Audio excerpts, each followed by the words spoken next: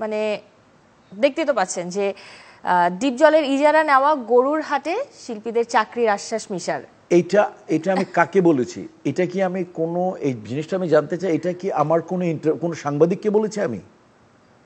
এটা এটা অথেন্টিক, এটা কি অথেন্টিক? অনেকগুলো নিউজ অনলাইন নিউজ এগুলো করেছে এবং প্রত্যেকটা যে রিনাউন্ড। আর এই দেশের কে কি করলো এটা তো আমার দেখার ব্যাপার না। আমার প্রশ্নটা হচ্ছে আমি কোন সাংবাদিককে ইন্টারভিউটা দিয়েছি, দ্যাটস দ্য কোশ্চেন। মানে এটা তো আপনার একটা ব্যাখ্যা আছে, সেটা একটু বলে দেন। আমি বলতে চাচ্ছি যে এটা মানে 100 কতজন বাদ পড়েছিল, 104 জন। ওরা আমাদেরকে ফুলের মালা দিতে আসছিল। আমি ইন্ডিয়াতে ছিলাম ছবিতে শুটিংয়ে, তখন ওরা আমাকে যখন ফোন করলো আমি বললাম যাও না দীপ জল ভাই দিয়ে আসো, মানে আমি সভাপতি এবং সেক্রেটারি একসাথে দিতে চাই। তো সেই জায়গা থেকে ওরা আসছিল এবং ওদের সাথে নর্মাল চা আড্ডা হচ্ছিল। তখন 2-4 জন মনে হয়, কারণ ওর আগে কিছুদিন আগে আমাদের একটা সাংবাদিকের সাথে একটা হ্যাসেল হলো, তো আমি তখন ডিরেক্ট নাও করতে পারি না। তো এবং তখন নর্মাল কথা, এখন ওরা কথা যে বুম টুম বসায় দিবে, বুটুম নিবে, এটা নিউজ করবে, এটা তো তাদের ব্যাপার, বাট এটা তো নিউজের জন্য না। এখন আমি তোমার সাথে কথা বলতেছি ইন্টারভিউ, এটা অবশ্যই তো ওয়ার্ল্ড দেখবে, কিন্তু তোমার এই ইন্টারভিউ আসার আগে আমি অনেক কথা বলেছি, ওইটা কি নিউজ হতে পারে নাকি? যিনি করেছেন তার দায়ভার আছে। এখন শিল্পীরা মনে করো, শিল্পী বা কোনো সেলিব্রিটি অথবা কোনো সংগঠনের লোক বা যারা শোবিজের সাথে জড়িত, তাদের যদি মনে করো যে তোমাকে ডাকা হয় নাই, তোমাকে বলা হয় নাই, বা তুমি এই কথাটা বলা উচিত, বা কতটুকু তুমি কথাটা জানবা, কতটুকু জাতিকে জানাবা, এটা তোমার তো আমার মনে এটা জানার একটা সাংবাদিক এবং একটা শিল্পীর উভয়ের একটা দায়িত্ববোধ বর্তায়, কারণ সে সেলিব্রিটি হয়েছে, তার একটা দায়িত্ববোধ বর্তায়। এখন আর আমি কখন 2-1 জন ঢুকছিল আমি রুমে, আমি তো তাদেরকে না করতে পারি নাই। কেন? কারণ আমাদের ওইখানে যে বুমটুম ছিল, এটাতে আমরা মালা পরবো, এটা আসার পরে কথা ছিল, এবং ওই বুমে ওরা এটা রেকর্ড করবে এটা তো আমি জানিই না। এই দীপজল ভাই আমাকে ওরা মালা দিবে, আমরা বলবো যে ওরা আমাদের সাথে, ওরা আসছে, আমাদেরকে ওয়েলকাম করলাম, এবং আমরা কোনো সাংবাদিকও তো কাউকে ডাকিনি ভাই ওইখানে। এখন আমি যদি রুম থেকে বের করে দিই তাও ঝামেলা। আমরা বলি না, ওরা আসবে, ওরা 140 জন আসছে, ওরা এগুলা আমাদের রুমের না, কার্যকরী পরিষদের রুমে না, কিন্তু বাইরে যে আমাদের হল রুমটা আছে, হল রুমে। তো এখানে তখন আমার তো অনেক কথা ছিল 2-4 জায়গায়, যে ভাইয়া তো অনেকগুলো হার্ট নিয়েছে, ওই যে ভাইয়া আমরা কি কি কাজ করতে পারি। এখন তো কমার্শিয়াল প্রডিউসারদেরকে ডেকে বলবো যে আপনারা কাজ করেন, বিভিন্ন যে চ্যানেলগুলো আছে তাদেরকে বলবো আপনারা ওটিটি করেন, আপনারা সিরিয়াল করেন, অনেকগুলো কাজ করেন আপনারা এখানে, আপনারা আমাদের ফিল্মের আর্টিস্টকেও প্রোভাইড করবেন, তাদেরকে আপনারা ভয় পাবেন না, আমরা দায়িত্ব নিব, এইগুলো কথা বলতেছিলাম। এইগুলো কথা তো কেউ লিখলো না। তো তখন কথা আসছে যেটা ভাইরাল হবে সেটা করার জন্য গরুর হাটে ভেরি অনেস্ট আমি বলতে চাই, কয়টা মানুষ তার জীবনে, আমাদের শিল্পী কয়জন আমরা তুমি জানো? 575 জন শিল্পী সমিতির মেম্বার। আমি যদি তোমার কাছে জানতে চাই যে শিল্পী হিসাবে, মানে অভিনয় শিল্পী পেশা হিসাবে বেছে নিয়ে কয়জন কাজ করতেছে, কেউ অ্যান্সার দিতে পারবে এর সঠিক তথ্য? আমি তো 10 জন, আমি তোমাকে 10 জন শিল্পী অভিনয় করে তার সংসার চালাচ্ছে, আমাকে দেখাও তুমি।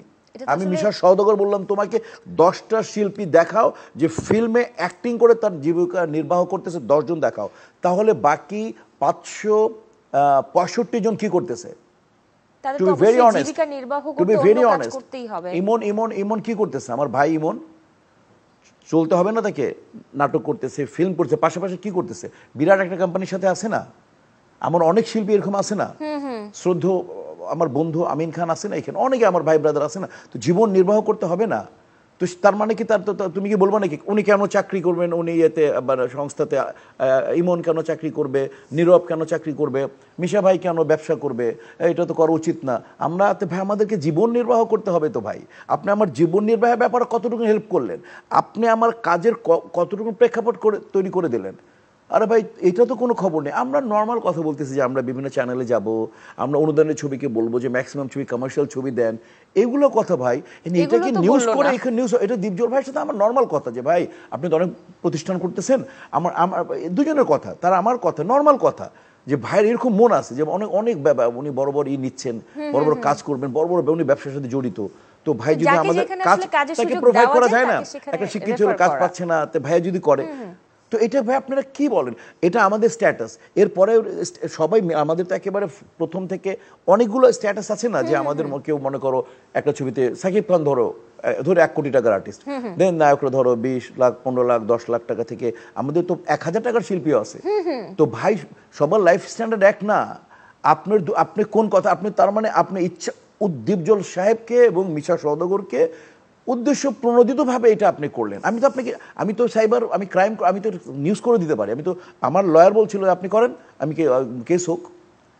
যেটা আপনি বলেননি, কেউ আমাকে কোনো পত্রিকা ধরো বা কোনো চ্যানেল বা কোনো অনলাইনকে কি আমি অথরিটি দিছি যে আপনি, কেউ বলতে পারবে ইমি সাহেব এটা আমাকে বলেছে যে দীপজল সাহেব এর সাথে আমার কথা হয়েছে, এইটা আমাদের কোনো নিউজে আমরা, তাহলে এটা কেন নিউজ হবে? নিজেদের ব্যক্তিগত আলাপচারিতা তারা, ভাই এটা অনেক বড় বড় মানুষ নিউজ করে ফেলছে। আমার কাছের ভাই ব্রাদার, আমি অবাক হয়ে গেলাম যে অথেন্টিকটা দেখবা না, মিশা ভাই কাকে দিল, সোর্সই নাই। তুমি সঞ্জু ছবিটা দেখেছিলে তুমি? মানে সঞ্জুই তো ছবিটার নাম, ওই ইয়ার বায়োগ্রাফি ছিল সঞ্জয় দত্তের, রণবীর কাপুর করেছিল। ওই খবর বাবা কিন্তু সুনীল দত্ত বলে, ওই যে সবচেয়ে বড় সাংবাদিকের এডিটরকে, যে আপনার যে এই যে হেডলাইন করলেন আমার ছেলে মাদকতা এবং অস্ত্রের সাথে জড়িত, লাস্টে আপনি ওই যে এটা দিলেন, প্রশ্নবোধক চিহ্নটা পিছনে দিলেন, আমার ফ্যামিলি শেষ হয়ে গেল। আপনার শুধুমাত্র আপনি ব্যবসা করার জন্য, আপনি দিয়েছেন ব্যবসা করার জন্য, ওয়ার্ল্ড তাকিয়েছে আমার ছেলে কেস কামারে হলো, এই একটা প্রশ্নবোধক যে দিলেন আপনি, এটা কিন্তু দেখবা ছবির মেইন পার্ট। উনি বলছিলেন কিন্তু যে না ঠিক আছে, এটা মানে উনিও চুপ হয়ে গেছিলেন, যেটা করা উচিত হয়নি। তো আমার কথা হচ্ছে যে ভাই, তোমরা আমাদের যে আবার ঘটনা বলি, আবার এই যে আমার ছোট ছোট ভাই মানে অন্যান্য শিল্পীরা, তারা কি স্ট্যাটাস সোশ্যাল মিডিয়া পেলেই যা মুখে তাই বলে ফেলতেছে, যা ইচ্ছা তাই বলে ফেলতেছে, এগুলো বলা উচিত না। শিল্পী যখন সেলিব্রিটি পর্যায়ে হয়ে যায় বা নিজেকে মনে করে, বা যখন সাংবাদিকরাই তাকে বানায়, তখন তাকে সংকুচিত হওয়া উচিত, তাকে সংবেদনশীল হওয়া উচিত।